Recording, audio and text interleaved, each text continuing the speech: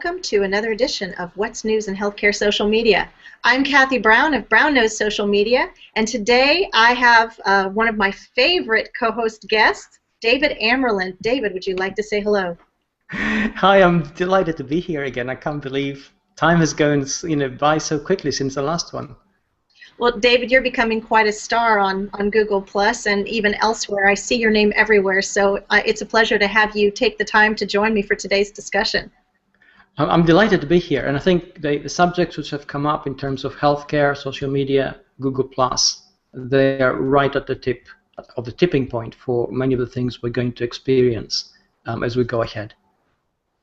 Definitely, and I think it's very beneficial to have these conversations, and especially to have your insight on how to tap into the search engine and all that is necessary, because one of the #1 things that healthcare marketers are told to concentrate on is visibility. Absolutely, and I'm very glad you said that, because in many ways we still experience a traditional pushback, especially from marketers who are very familiar with the traditional way of operating. When it comes to visibility, they tend to go onto the old-fashioned channels, usually advertising or broadcasting, and they fail to see the power of social in order, which can increase any kind of marketing. They fail to see the power of evangelists, communities, and reaching out and engaging with the audience they're actually trying to tap into. So, these are the things which we have to tackle. Definitely. And I think that healthcare is getting there. We're starting to see some healthcare entities that are using the social space not just to put out cool videos, but to engage with patients in a very safe manner, so they're not crossing the line, but to engage and get that conversation going. And there's so much to be gained by that. Definitely. And I think healthcare is one of those areas which we haven't even begun to scratch the surface yet. For a long, long time, it used to be a very siloed, very private, and almost very personal or intensely personal channel. It takes a huge leap of faith in many ways to bring parts of it into the public domain. It takes a lot of energy and trust to socialize that and create communities and have the information flow through them. How we do it is going to be defining for many of the things which we do from now on the web. And semantic search, semantic web, the transparency we see, these are all parts of it, and we have to learn to manage these things better. Mm-hmm. Well, and the semantic search concept, there are two reasons that that's really important in healthcare.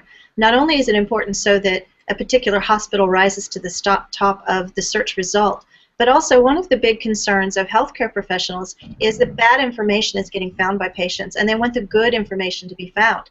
And the best way to do that is to bring that engagement around the good and accurate information so that it can be found rather than the bad information. So this has twofold benefit. Absolutely. And on that subject, we're getting into the domain of veracity, really, which is fact-checking by algorithms. We know from the very latest research released by IBM that within a very closed data set, Watson, which is the next best thing we have to an AI, can actually cross-reference information sufficiently to actually reach conclusions which are very accurate in terms of how truthful they are or not, based on analysis of information and data in medical documents and citations and the interaction which comes from that. Now, the IBM test which was carried out was within a closed data set, and that always makes things a little bit easier. The moment we get into the wild world of the web, things can begin to become a little bit funnier. However, having said that, the technology is there, and certainly it's getting better, and entities, Google's understanding of entities, which are people and things and organizations, is getting better and better. And the more interaction and engagement we have through that kind of matrix, the better we will get, or the faster we will get to the stage where truthful information or valid information will always rise to the top. And that's really important to keep in mind. And within that, we all have a role to play right now in terms of fact-checking, and certainly not passing around information which hasn't been verified, and being quick to spot anything which is not true and call it out.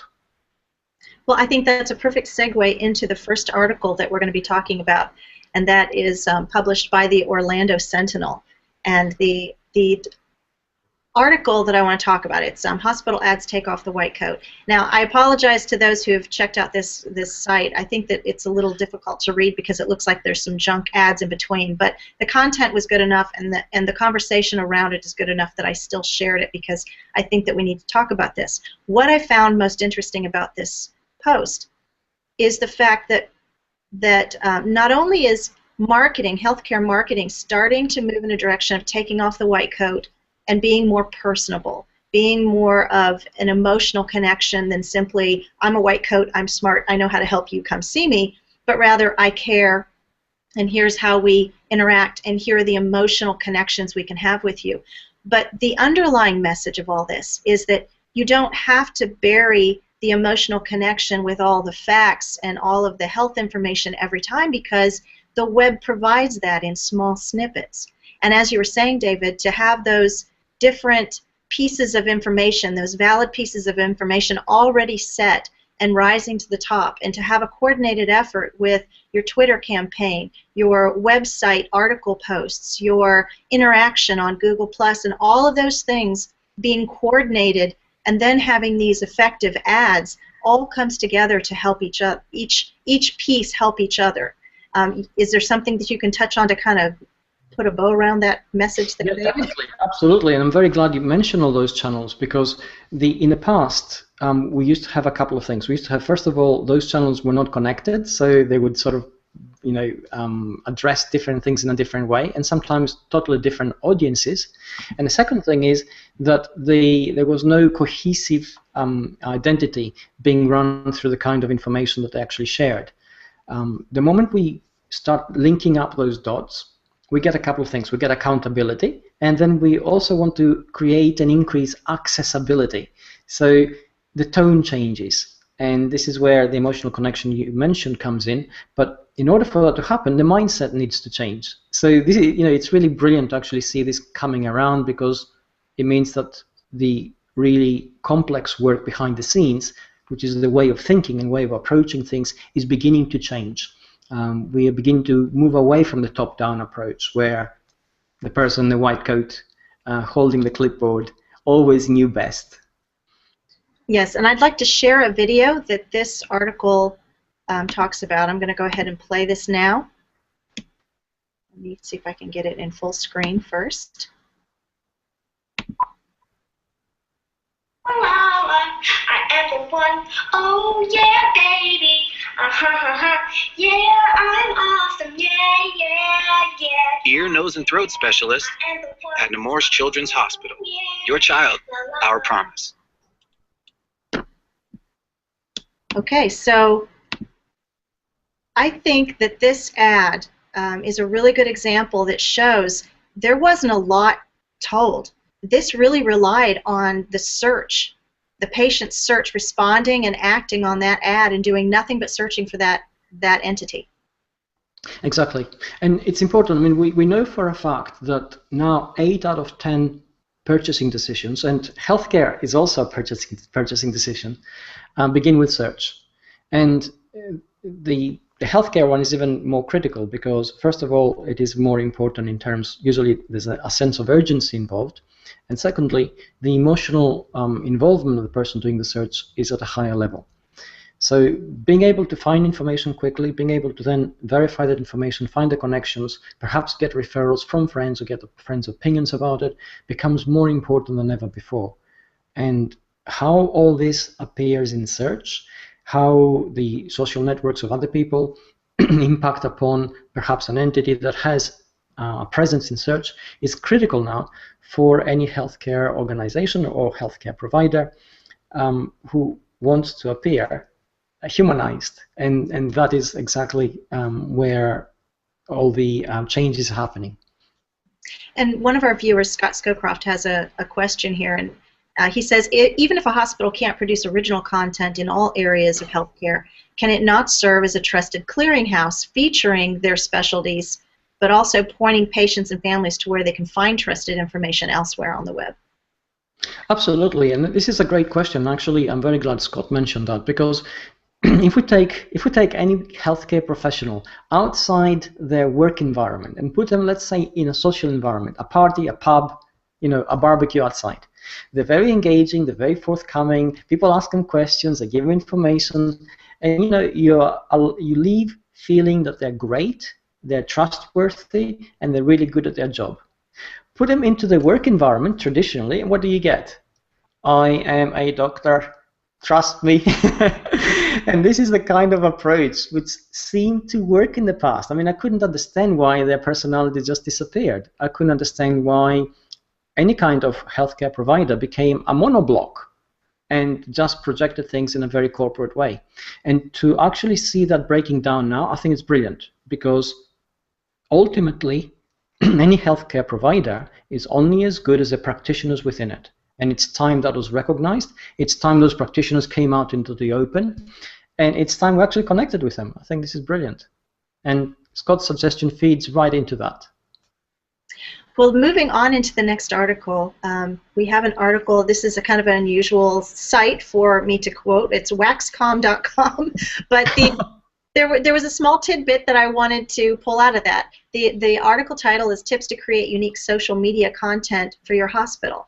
And the reason I thought that this was worth talking about, most of the information in this article is really kind of, I don't want to say outdated, but it's well known. There's nothing newsworthy there.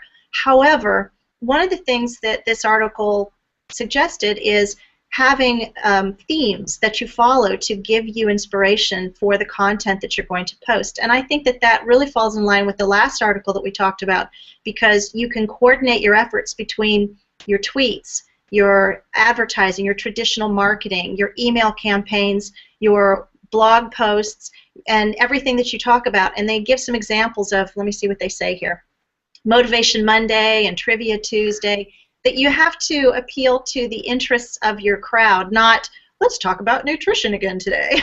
Yes, absolutely. I mean, we all like to think we're really logical. And the thing is, if that was the case, this is what we would all do. First of all, we'd all go to the gyms 4 times a week. No problem, no fail. Nobody would have to entice us to do that. Then we wouldn't overeat at any point in our lives. We would cut down on sugar, never have anything which is bad for us, and we'd all go to a healthcare professional at least 4 times a year. And I'm not even touching upon the dentist side, right? Do we do any of these things? No, we have to be dragged there by the nose. This is why they have to spend so much money in advertising, in sort of reminding us how to do that. And even if we make an appointment, sometimes we have to make sure we actually keep it, which is ridiculous, especially in the UK. So now, why do we do that? Because emotionally we're really mixed up and conflicted. If there's, traditionally there has been a very perhaps scant and sometimes bad emotional connection between us and a healthcare provider we've been working with, because they're so monolithic and corporate and faceless, and they treat us like a barcode in their system. To get now to the more personalized approach to this, I think this is brilliant, because we begin to see how what they do impacts on us at a very personal level, like Fitness Friday, for instance, and Motivation Monday, and Trivia Tuesday, where we learn something which is fun, or we learn something critical in a fun way. And that's an emotional connection, because you can learn that how much sodium is bad or good for you, and what it does to your blood pressure. You can do it in 2 ways: go to an encyclopedic article and read about all that, or access it in a trivia and discuss it with 3 or 4 people and find out what they do and find out what you do and find out the complexities of it. And I always know which one I'd rather do, which is discuss it with people, because it's a lot more fun. Encyclopedic is depressing, and it's something which I do in a solitary environment, and really it's not very enticing. It's a new way of working, and it's a new way of connecting. And to do it in this way, I think, has tremendous value, because it also increases shareability of knowledge, it increases the information flow, and it creates evangelism, to use one of the marketing terms, in a very knowing and perhaps safe environment. I think it's an absolutely brilliant way of doing it. Well, and these themes, if you make these themes so that they are interesting and they are fun, like you talk about the fitness, it gives people a way to interact and have conversation with that health entity. It's one thing for someone to post the best way to wash your hands, or it's flu season. How do you respond to that as the public? You really can't. But when you have something like get out and do it, Fitness Friday, and you post a question, how do you get yourself motivated to go to the gym on Friday? Everybody has an answer. They don't have to be a doctor to participate in that conversation. Exactly. That's exactly right. And to illustrate the point, because I'm very glad you mentioned the thing about flu season, washing your hands. I had a discussion just last week with a business group, and we're talking about how information is transmitted, and one of them mentioned that hands are vectors in terms of passing germs around. And it was a brilliant example of how but what really got to me, or what really sort of made it stand out, is the fact that they realized that because they had a number of discussions in a social media environment, and that's how it came about. And I thought this is brilliant because they have realized something critical in terms of public safety, in terms of corporate safety, without actually reading any literature, without being given a pamphlet, and without being exposed to one of these, I know it all and you need to listen to me kind of adverts. And it came through that social discussion, and it shows the power of that social discussion to actually win hearts and minds. And if we don't do that, then we're going to go back to broadcast advertising, which simply does not work anymore. Mm-hmm. The next article is by Reagan Communication, and they talk about the power of headlines. And the title of the article is 5 Stories from Seton Healthcare Family That Became Big News. And they are some interesting titles and quotes that I would want to click on. Let me give you some examples here. One of them is, "It's not your grandpa's marijuana." That's begging. That's always very intriguing, right? But this really goes to the idea of the creativity of titles. And I have a question to pose to you, David, because you are the expert on, am I allowed to use that word? That's not a dirty word, is it? I think that's not a dirty word, but some people say expert is a dirty word. I'm going to call you an SEO expert because. Okay, I'll go with that. For today. I struggle with this because, we have to go with I understand that conversation trumps keywords, but you still have to have keywords in order to establish a particular area of expertise and authority. And so I'm always thinking, do I want a title that is going to be catchy and people are going to click on, or do I have to have a title that uses the keywords that I'm trying to establish my expertise in, or where do I go from here? So can you give us some insight on how to title our articles? Is it really one way or another is better? Well, there is no better. The choice you make every time depends on your circumstances.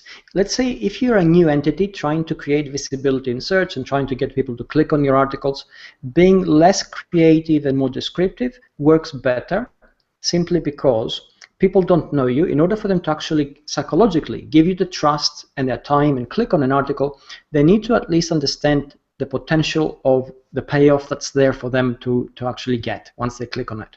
So therefore, you really need to tell them that the 3 things you're looking for are going to be found here in this article, and that's where you need to click.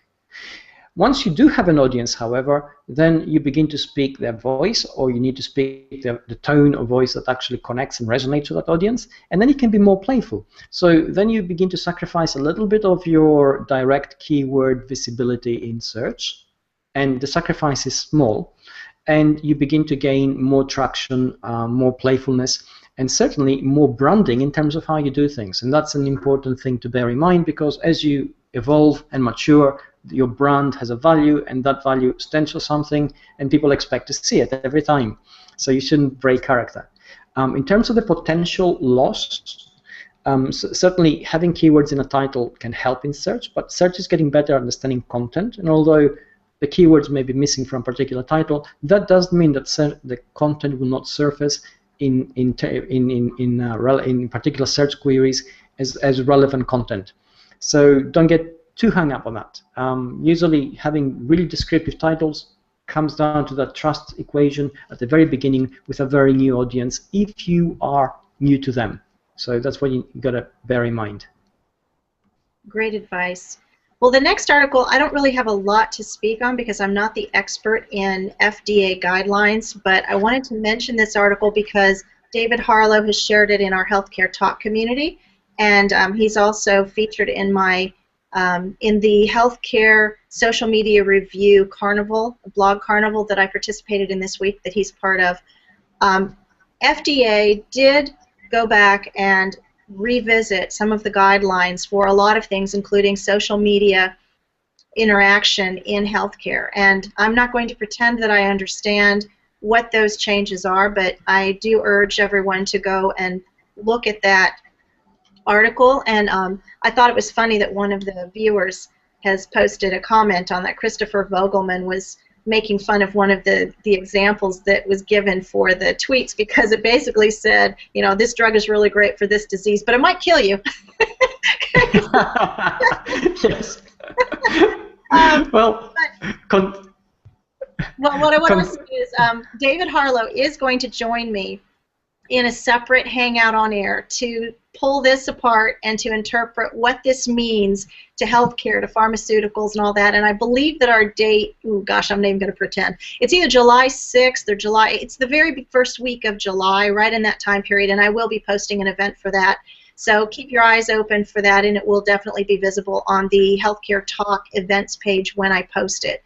But I think you will get more information from that. I just think it's exciting that the FDA is finally, a decade later, coming back and saying, gosh, we probably ought to update these guidelines.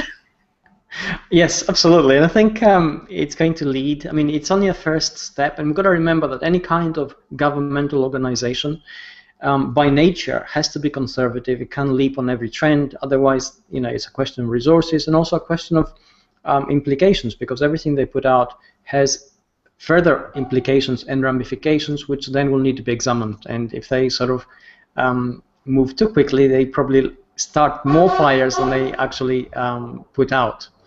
So really, what we're seeing here is one of these examples, and it's come to the point where social media cannot be ignored anymore. Certainly, I see it from the corporate entities I speak to. They have taken on board, a lot of them wrongly perhaps, and they're doing it in the wrong way, but that doesn't matter, because now it's on their radar. You know, 4 or 5 years ago, which is, you know, very recent, they weren't even considering it. You know, you're thinking it's not for us and it's safer for us to not be there. Now at least they realize they need to be part of the conversation. It's the same with healthcare, it's the same with the FDA, it's the same with healthcare professionals and hospitals and organizations. And the thing about healthcare to bear in mind is that irrespective of who we are and what we do, at some point we are all consumers of healthcare products. It's inevitable. And that sort of quantifies its importance in our minds, and how you know, the more transparency we get there, the more quality, the more connectivity, and the faster we sort of work out the kinks and the problems, the better it will be. Well, and in regards to that, I wish I could remember the name. I'm not going to go searching through and slow down my visuals here right now, but today's blog Carnival post includes an article that talks about a particular hospital that was sending patients to a website that lists all of these apps and tools that you can use for health. And they're trying to empower patients to do that. And yes. That's just a side note here. So if those of you who are interested in how that looks, I just think that's an interesting service to patients, to really look at going beyond just seeing a physician and taking matters into your own hands. I want to tell people I have posted the link to join us inside this hangout as we talk about the last article. I'll let anybody who would like to join us live go ahead and click on that link. So go to the event page and look. It says want to join us live right now, and then there's a link there, and that'll take you right in here. As we're waiting to see if anybody would like to join us to discuss for the last part of our session, I would like to bring up the article that was posted by Ventures. And it is Instagram for Doctors, to bridge culture gap in global healthcare. I was really fascinated by this because it talks about a product that was developed.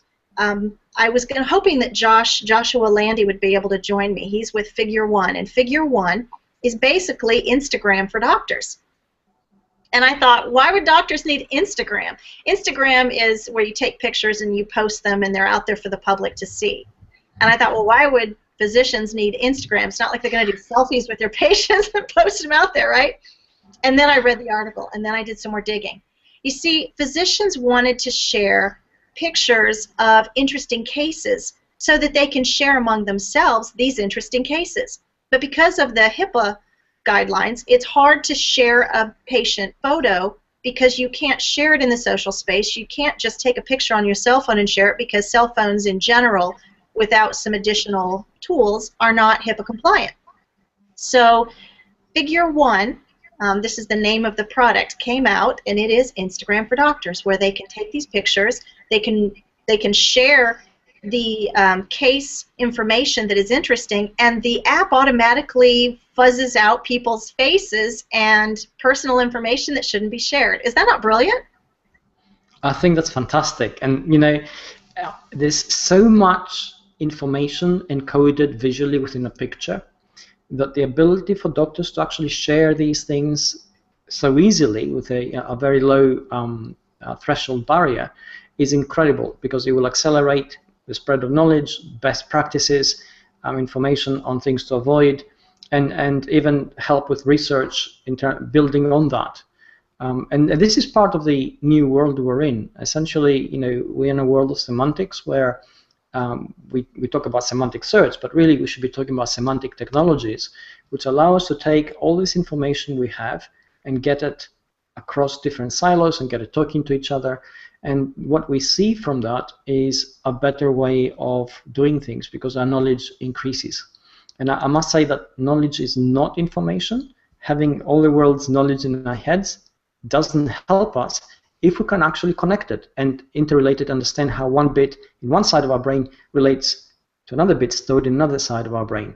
And this is exactly what semantic technologies are now allowing us to do. This is what Instagram for Doctors is allowing them to do. You know, the pictures are information, but by sharing them and connecting them and actually being able to discuss them, it increases the knowledge we have, and the more knowledge we have, the better. Yeah, the only thing I wanted to ask Joshua Landy was whether or not other people would have access to these records, or if you have to sign up and be approved for that membership. I don't know if that information goes beyond the Figure 1 app and how it determines who is in the Figure 1 app, because I think that one of the risks would be having people that pass themselves off as doctors putting information out there might be risky. So I have a lot of questions for Joshua, and I'm hoping that we can get him in on a separate discussion to really dissect this application. And I thought that it was worth talking about today, because even if the healthcare marketers that are listening aren't interested in helping the doctors share with other doctors, the fact that there are apps out there, they're able to fuzz faces and do things that make things HIPAA compliant. The more you understand and the more you're educated on what's out there, the more you can communicate with the decision makers and give people a comfort level that you know what you're doing, and that you're not going to go out there blasting patient privacy records and things that are going to shut down the whole system. And that was the point of my comment there. Yeah. Absolutely, and I think I'm really excited about the way things are developing in this way, because it will accelerate a lot of things within the medical profession in its own right. Definitely. Well, we do have one of our viewers joining us. Scott Scowcroft is always good for a wonderful conversation when he joins us, and he has jumped in. And if anybody else would also like to jump in, I know that many of you are watching during your lunch hour at work and you're not able to join us, but please feel free if you would like to. You don't have to know how to do Hangouts. You just click on the link and you'll come right in. So welcome, Scott, to joining the conversation. Well, thank you for having me, and hello, David. Glad to see you again. Scott. Great to see you. It's been ages. It's been a while. So what did you think about our topics today? What was your question? I was talking over you. I'm sorry. What did you think about our topics today? Oh, I love them. I even took some notes with them. One of the things that really struck me early today is the best way to really get the most out of your show is to arrive a couple of minutes early and to review them, the topics that you post, Kathi. And then the second thing I was thinking is that we all need to stay up to date in terms of social media if we're in healthcare, because it's important, right? Well, this is kind of a painless way of going to things that are actually really important. Instead of sifting through 100 articles to figure out which 5 I want to feature, all I have to do is come here every week, and it's on a silver platter. So, you know, thank you for this. I appreciate that. I guess. One of the things that really struck me, though, is it took how many years? 5 years for the FDA to come up with regulations. So they have public hearings 5 years ago, and then they say, okay, well, here finally is are some guidelines for you. I'm sure that they must have been doing some thinking, new thinking in the interim, because 5 years in real time is how many years in internet time, David? It's about 35 years. That's about right for healthcare. It is. It's about right for any kind of large industry. You know, the thing is, they're always wary of change because they don't have a systematic approach of change management. Therefore, they will only change when they feel they absolutely have to, and then they go about it in a very slow way. And it frustrates us intensely, both as consumers when it comes to organizations which are commercial organizations, and also as consumers when it comes to healthcare, or as voters when it comes to government. But unfortunately, these are the systems we have, and if we ask them to go faster than this, the risks of collapsing or of making monumental mistakes actually increase exponentially. And this is something which also need to bear in mind. Everything is changing. I know it's not changing fast enough. It is actually changing as fast as it can safely change, and that's what we're seeing. I think it's exciting, though, that specifically in healthcare, people are starting to venture forward and they're not waiting for permission. And I'm not suggesting that people should just dive in and do what they're not allowed to do, but in the case where things have not yet been identified and really clarified, it's exciting to see some of the conversations in the healthcare social media space showing where we're headed. And let me give you an example. In LinkedIn this week, there was a post, and I don't remember who posted it. It was in one of the healthcare groups that I'm in. And they posted the question of, is there a HIPAA issue with getting patients, or what kind of tools can we use that are HIPAA compliant to get patients to get additional education while they're waiting to see the physician? And a whole conversation ensued, but we started going in the direction of, well, just because someone is sitting in a waiting room and they're doing something on an app, that doesn't put them at risk as long as it's not the physician who's asking them to share that through the airwaves. But if you provide and if you send patients in a direction that, oh, while you're waiting, why don't you take the survey that an outside source provided, you might learn something about your health, and in the process that puts them on a track to have more questions that they can be armed with when they meet the physician, or educates them in a way to know they might be a risk in a particular area they didn't previously know. Those are all tools that we're starting to use and see and think about in healthcare that would never have been considered 5 years ago. Yes, absolutely. So is it that someone was suggesting that when you go to a waiting room that you sign in and then you're handed an iPad? So while you're waiting, there's a menu of options for you? I think that was the initial thought of the person posting it, and they were asking, what can we arm patients with that won't won't put us at risk for HIPAA? And that conversation then led into, why does that have to come from you? Why can't you simply point patients who have smartphones, or I guess if you had, don't know that I want to touch a public iPad if somebody's sitting in a doctor's office waiting to be seen, but I'd pick up my own smartphone and give me things that I can go to quickly to get myself educated. Even if it, for small kids, are there health educational games out there to keep kids busy in the waiting room? Are there surveys? Are there trivia games that can educate patients in a particular area? Are there surveys that they can take that will identify risk areas that they might want to discuss with their physicians? These are all things that are probably already out there. You just have to list them in the waiting room and give people a QR code or a link to go to and let them have at it. QR code, perfect. Yes, and this is using technology in a very clever way. And there are actually both apps and games and surveys. I've been reading a book recently by Jane McGonigal on Reality is Broken, and there's an awful lot of games which are healthcare related, both in terms of information which you can gain, and also in terms of benefits which you can have by playing the game, from the way that you feel and the way you actually realize things about yourself and your illnesses.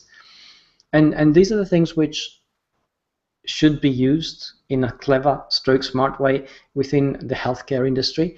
And the reason they don't is frequently the mindset isn't there to actually point people to that. It's gradually changing. I think it's hugely encouraging that we're actually having this discussion. because it will entice more and more people to actually do it, and then it sort of takes off and snowballs from there, and then we have a paradigm shift. So it's quite good. So I think you just answered my next question, David, and that was, is the change going to be linear, or is the curve going to be different? And snowball effect is down because the snowball goes downhill, but on a graph it would be opposite, wouldn't it? It would be kind exactly, of like, yes. Yeah. Yeah. I mean, really, we should call it the tipping point, and the tipping point is when we get a kind of critical mass and things accelerate, and then it becomes the accepted mainstream way of moving forward. Now, for that to happen, really, what we need always is a change of perception, because this is where the mindset comes in.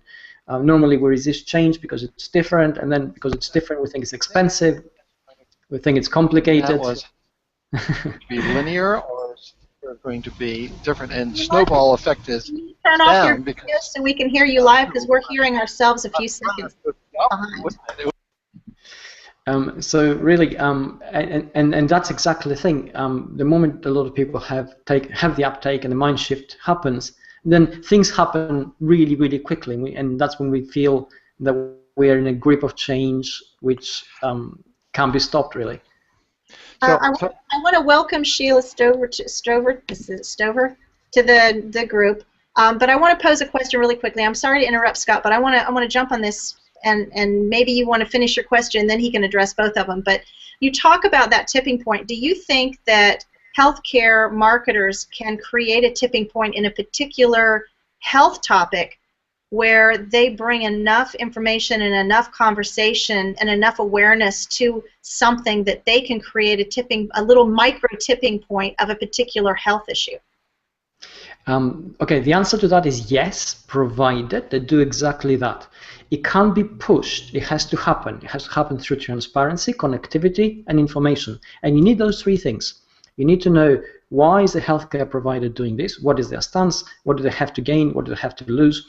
You need to have the connectivity in terms of having the community that is mostly affected by this. The communication has to be there. And then you need the information flow to be there. You need to basically give them all the information that you have and allow them to reach those decisions which are good for them.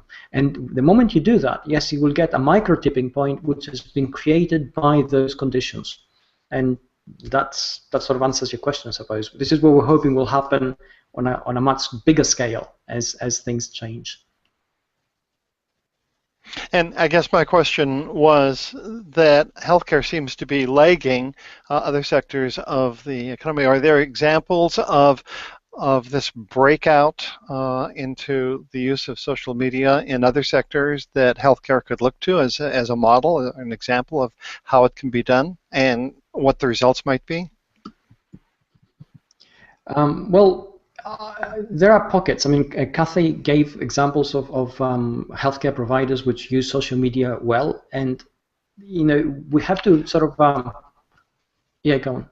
Well, I guess it's outside the healthcare sector that the healthcare sector could look to for guidance in terms of, oh, well, if we were to do the same thing, what would the consequences be? Well, they did that over there. That wasn't so bad. Maybe we could see ourselves doing it.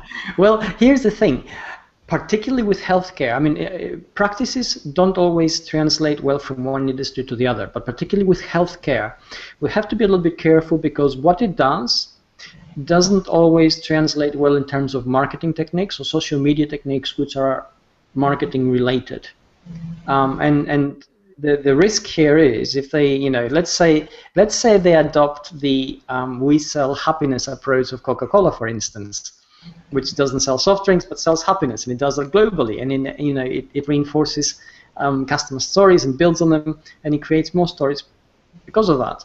And if you take that into a healthcare scenario where you're talking about diabetes perhaps, or even cancer, the danger is that either you're going to trivialize it, or you're going to create a kind of impetus which will enhance perhaps the benefits to the industry, but not necessarily give benefits to the patients. So you really need to reach that balance, and the only way to reach it is through a community-driven approach, driven by transparency, driven by connectivity, and driven by information. Pretty much what Kathi suggested earlier about the micro tipping point which marketers can create.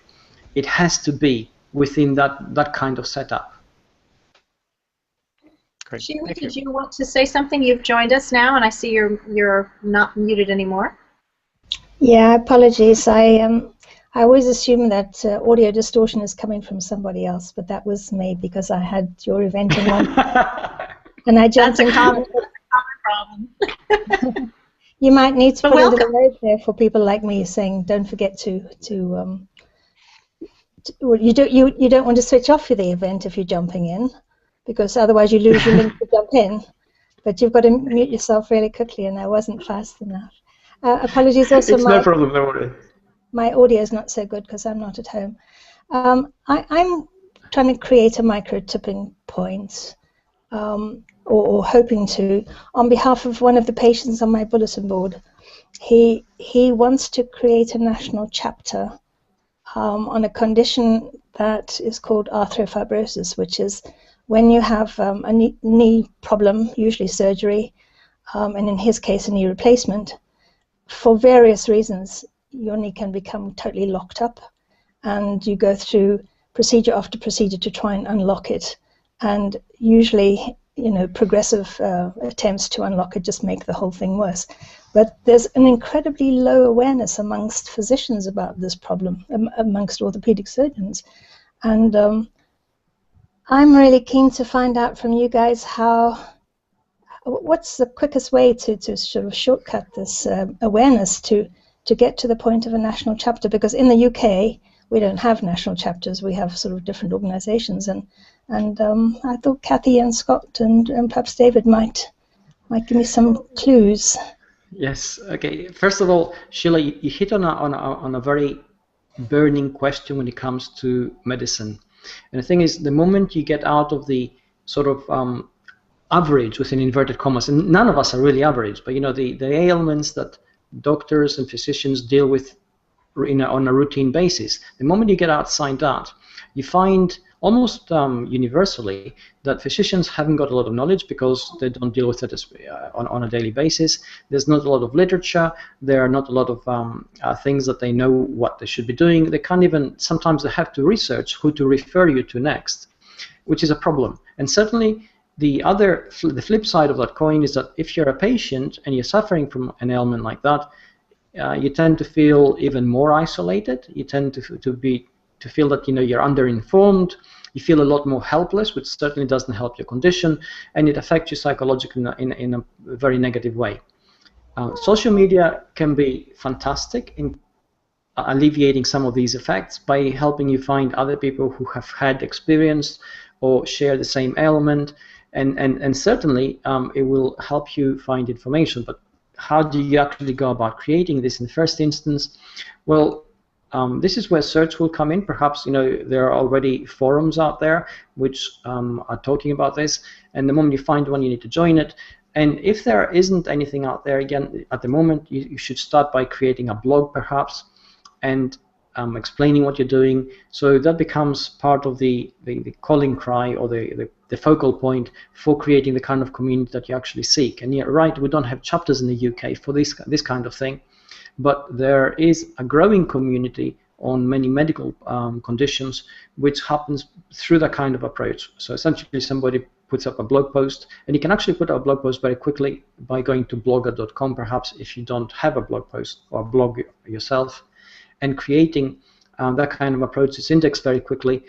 It becomes a place where people can find you, and you begin to generate a kind of interest. And the moment you do that, you'll find, first of all, the isolation effect begins to go away, because globally, statistically, there are more people who suffer from similar things. And then the information flow begins to actually get better, and the knowledge base begins to grow.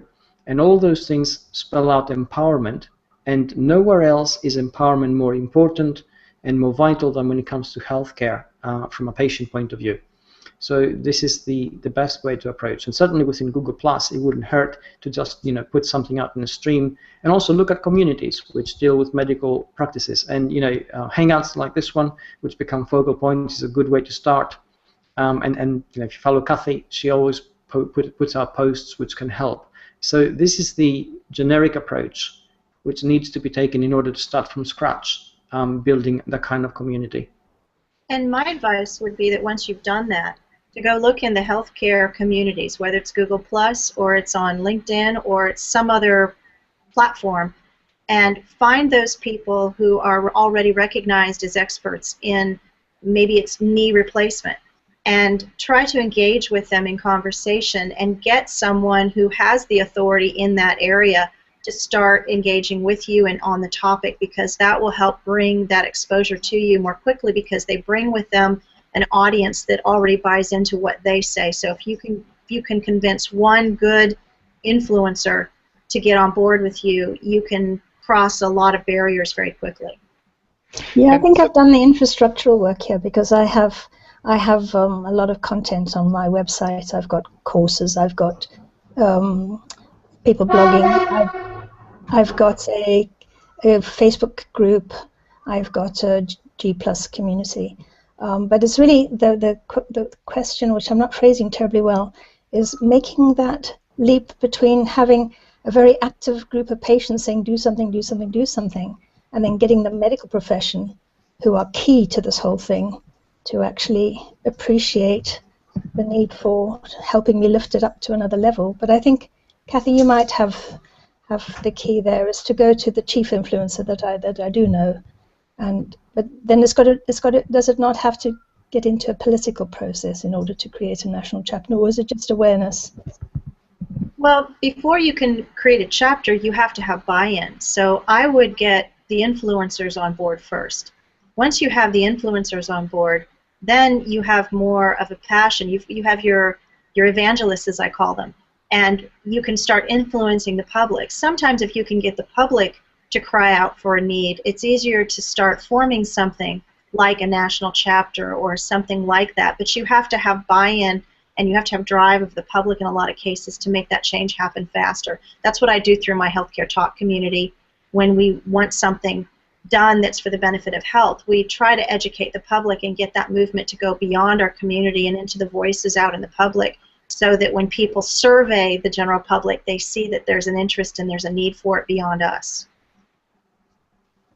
Well, and sometimes it's good to put a name to it as well, and that might be e-patient crowdsourcing could help frame the thinking around this. Sorry, Kathi, go ahead. Well, we always have such great conversations, and I would love to continue this, but we are at the end of our 45 minutes and then some. So I am going to take this opportunity to wrap up today's conversation, and we'll have to save some of this conversation for actually not next week. I want to tell everybody, next week I will not be in a place where I have good internet to have this weekly show. So please spread the word. There will not be a show this week. If somebody else would like to take my place, I welcome that opportunity, and you can contact me privately, and we can get something set up so you can use the same banner for the branding. But next week I will not be doing this hangout because I'm going to go on vacation. So I'm going to wrap up today's show, and thank you, David Amerland, for another wonderful day of conversation. You're very welcome. And thank you, viewers, Scott Scowcroft and Sheila Strover, for joining me in today's conversation. And this concludes today's What's News in Healthcare Social Media with Kathi Browne of Browne Knows Social Media. I'll see you in 2 weeks. Bye.